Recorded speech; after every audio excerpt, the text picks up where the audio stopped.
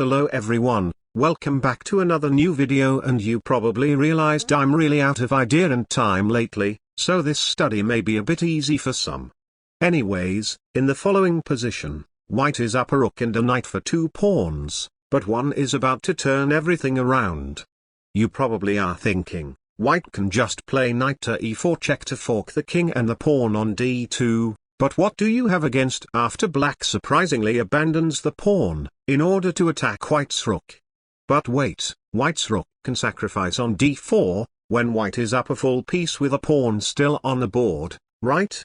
If you didn't think any further than this in a real game, be prepared to have a shocking revelation that after king to d5, your only pawn is one square diagonally away from the knight, which means that it must take 3 moves to protect it, but any knight move allows king to e4, capturing the pawn on the next move.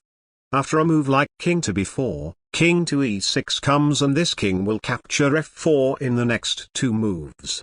The game will be a draw, and you probably won't ever get a chance to find the winning move, until now.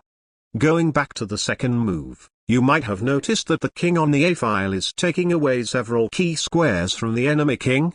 What if we can check the king on the c-file? The king might be able to go to b5, but after knight to d6 check, mate will come on the next move from behind. If you saw this idea, the study is basically solved. After rook to the 8th rank, the d2 pawn is still under attack, so there is no choice but to promote. The rook will check from behind, and as I mentioned earlier, king to b5 loses the game in 2 moves, all thanks to the power of white's king. King to d3 allows knight to f2 check, forking the king and the queen, so king to d5 is the only move left. But that doesn't help in the slightest bit. With the brilliant move knight to c3 check, the d4 pawn must capture on c3, exposing the queen to a skewer by white's rook.